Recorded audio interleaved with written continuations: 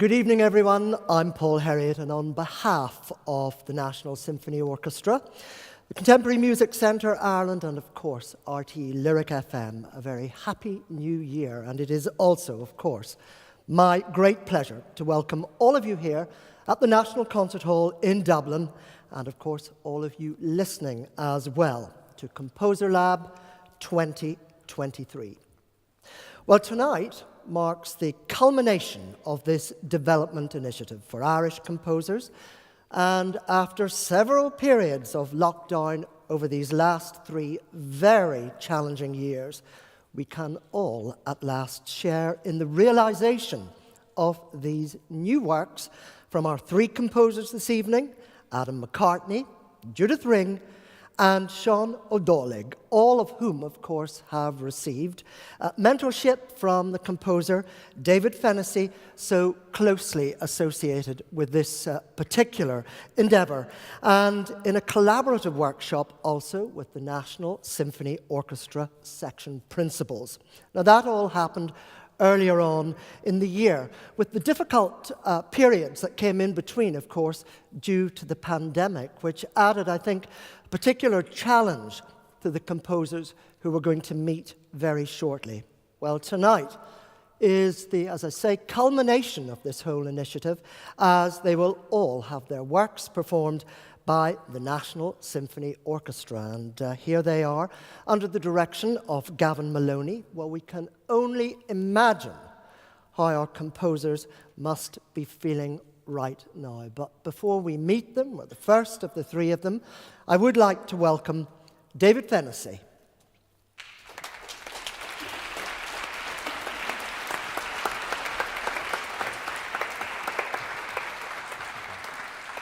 Hi, David and Hello. Adam. But David, I come to you first. Really, we all have a fairly strong idea of what a lab is, whether we had our first experience with it at school and have carried it all these years. But it is essentially, I think, quite a scientific term. And this is a very creative process. So I wonder, can you just, before we start, contextualize for us, because you have a great experience of this event, exactly what Composer Lab is? Well, it's difficult to say whether, from the composer's point of view, whether they are the technicians in the lab or the lab rats. So I think we'd like to say that they're technicians. There's certainly some dissection involved, some exploration. I think a well-known British composer who died last year always sticks in my mind that he described writing for orchestra as being it's a culmination of details. It's all detail, he said. And I think part of this process is amassing millions, literally anyway, thousands of tiny details, getting them onto the page. And my job in that is to try and help the composers who are involved to retain their vision and the thing that makes their voice unique, and to try and find their way through all of the details that are involved in writing for orchestra, because there's so many different people involved in this. It's a hugely collaborative endeavor, and it's quite easy sometimes as a composer to lose your way, I think, when you're writing for orchestra. And I'm a bit like the trainer in the boxer's corner who's trying to keep them focused on that idea and that vision that they had when they're trying to amass all of this detail into actually what in the end is a single sound. So it's an incredible kind of micro and macro thing at the same time. It's interesting, I think, that we all immediately, when we think of the collaborative process in this event, think of the composers. But I'm interested, from your own point of view, and you've had such experience of this, you must also have evolved through the process and seen perhaps a clearer way of how it can be used. Well, I think one of the amazing things about being involved in this project particularly is that the makeup of the cohort each time that we do it, about who the composers are involved, really shapes how the process goes. And I think there was a time when being a composer was people had a kind of an idea about what that meant. What it was to be a composer, what composers wanted out of the music that they made. And now it's such a bespoke activity, and every composer who comes along and takes part in the lab wants very different things from it. And so, in a way, from my point of view, the hardest thing sometimes is to kind of step back and allow the composers to be themselves. And again, I mean, this year we have 3 really strong individual characters in terms of the voice and the type of music that they write. And they couldn't be more different in terms of the style. But all of the technical aspects and the machinery, the orchestra, and working with all of these, really high quality players, it's a very sensitive kind of situation. And, if somebody gives you the keys to a Ferrari, you don't want to drive it around the block at 5 miles an hour. You want to take it for a spin. And I think in their own different ways, all of the composers have done that. Well, David, the moment of real truth has come, because after all these years of lockdown and so on, the challenges that has produced, we have the opportunity to experience the culmination, the real event itself. And I want to welcome, if I may, the first of our composers this evening, Adam McCartney. First of all, Adam, congratulations. We're talking there about the creative process, and we imagine the creative process of a composer as being one of writing, redefinition, and developing. How different has the process been for you as part of this particular initiative that Composer Lab is? Yeah, well, I guess the span of time that the project went on for, would be a little bit longer than I'd be used to. Quite a bit longer. So one of the big challenges was to sort of retain focus, between the time you start writing the piece and the various different rehearsals, and to try and sort of keep the pace going and keep the interest there, was one of the bigger challenges I found anyway. Sometimes you'd be more used to a period of 3 or 4 days of intense rehearsals and then a concert.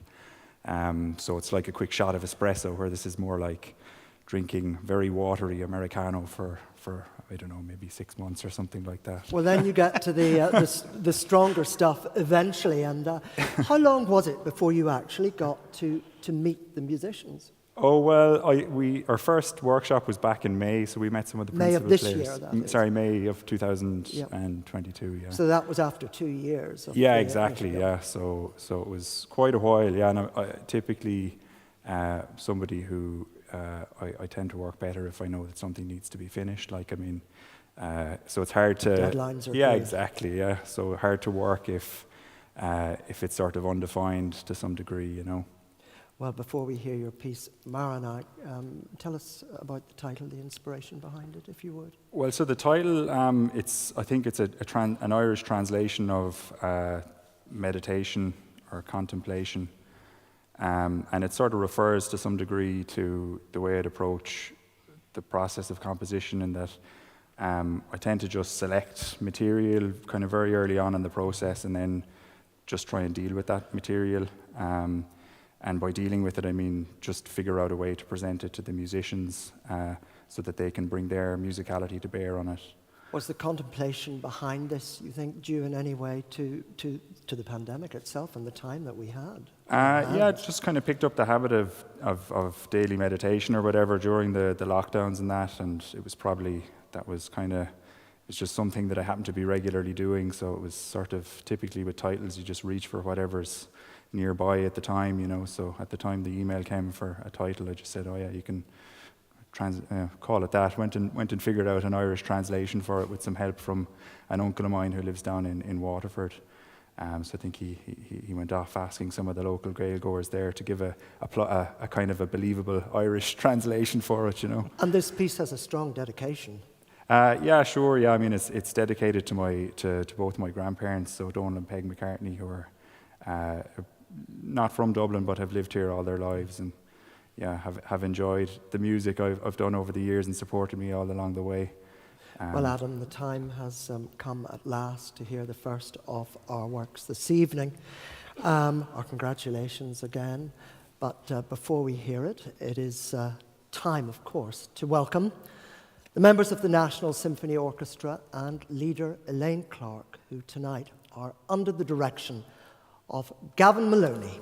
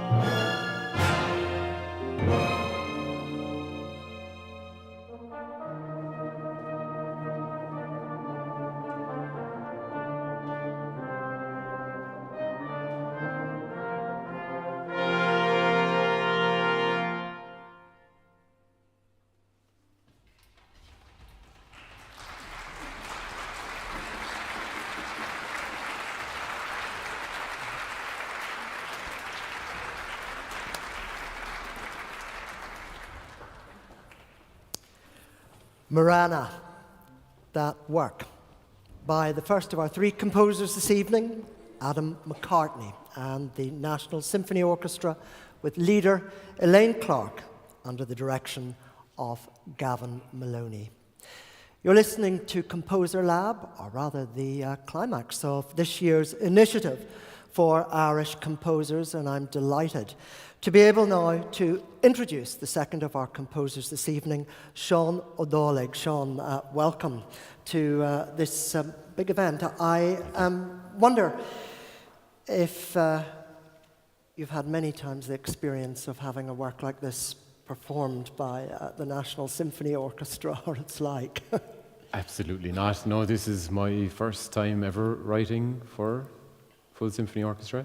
In fact, even over the last, let's say, 3-4 years, I've only been writing solo pieces or pieces for very small chamber ensembles. So this was like quite a different task. Well, I want to talk about your work, which is actually based or inspired by a Bach prelude from the Leipzig years. I call to you, Lord Jesus Christ. That was the initial idea that lies behind what we're going to hear. Yeah, exactly. And actually, in fact, this piece is literally a transcription of that piece, of the organ piece.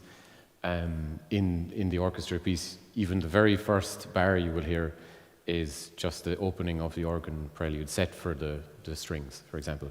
So, but I transcribed this as if you were hearing this piece being transmitted over a broken radio, which is an experience I had at the start of researching the piece. So. And the art of transcription itself brings many very individual and specific challenges. Was this aided through the process that something like Composer Lab was able to offer you? Oh yeah, absolutely, because like having the chance to try out things in the smaller workshops. First we had this workshop with just the principals, and then the full orchestra workshop, we could really try things out. For me, setting things quite like these kind of references quite directly is a completely new thing, so I was quite nervous about doing that, but having the opportunity to try it out was invaluable, so. Yeah. And Andrei Tarkovsky also played a certain role in this. Yeah, so this organ prelude is in the soundtrack to Solaris, the science fiction film, so by Tarkovsky. The way it's used in that film is to reference memory in the film, like kind of flashbacks. And the general way memory is treated in that film is that memory is malleable, it's fluid, it's changing. And in what I was doing in setting the Bach piece for the orchestra was trying to get at the same thing of this malleability of memory. So, Ich ruf zu dir, the title of the prelude, and now we know the story that lies behind it. Time to hear the music once again. The National Symphony Orchestra and leader Elaine Clark under the direction of Gavin Maloney.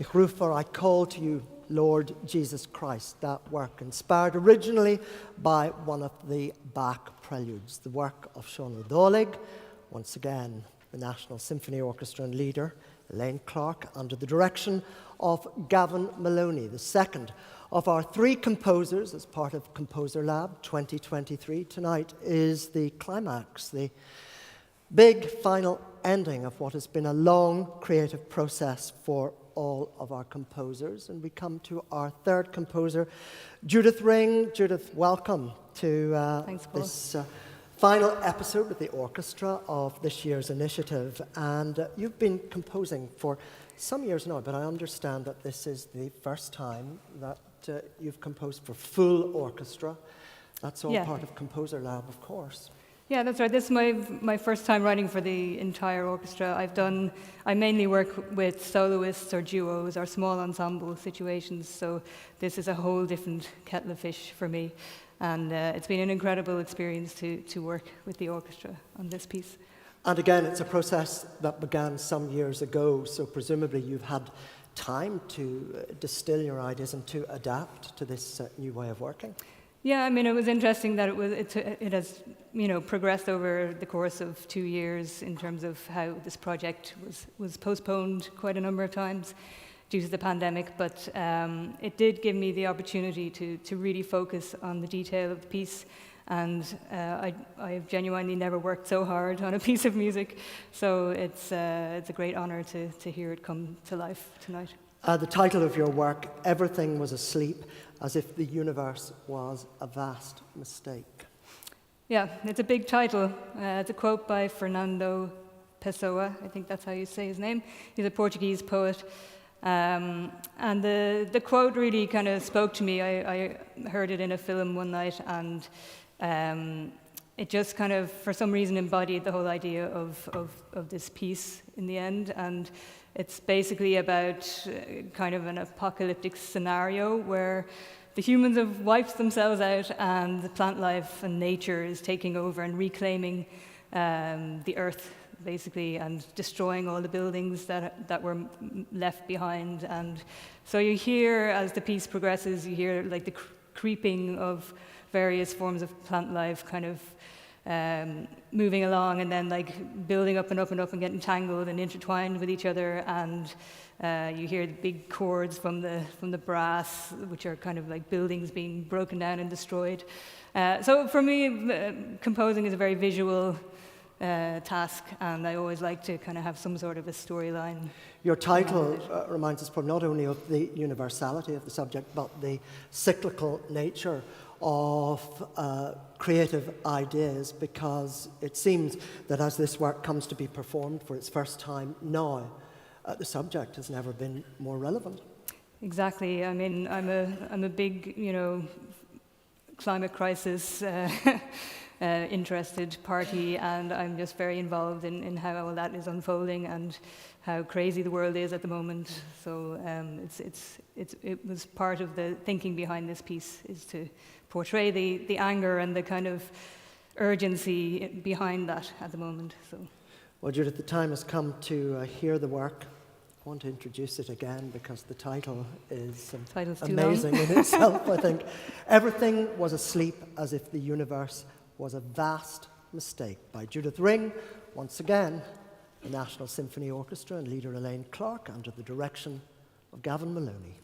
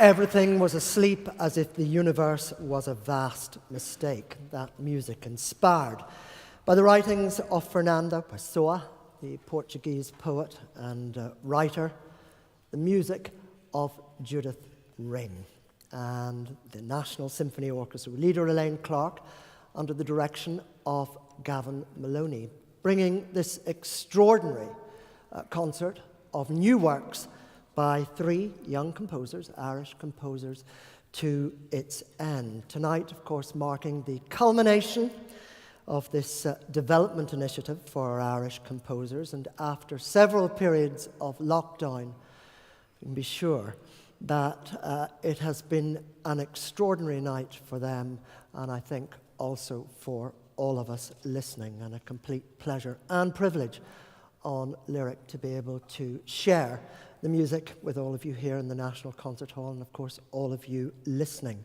wherever that might happen to be. I want to give our thanks to David Fennessy for all his help and for putting everything into context for us a little bit earlier on, and above all, on an occasion like this, to offer our congratulations and all the luck in the world to our three composers this evening, Adam McCartney, Sean O Dálaigh, and Judith Ring.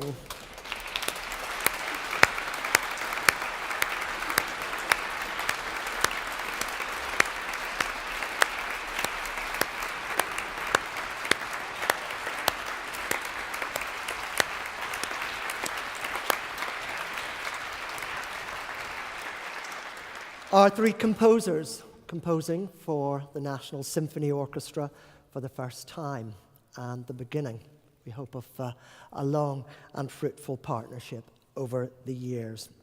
Just remains for me to thank our technical team tonight, our sound supervisors, Gar Duffy and Kieran Cullen, technical support from Owen O'Dwyer, production coordinator Sive Downs, and our producer, Owen O'Kelly. I'm Paul Herriot, and from all of us here at the National Concert Hall, we wish you a very good evening, and time to hand over now to Bernard Clark and the Blue of the Night. Thank you.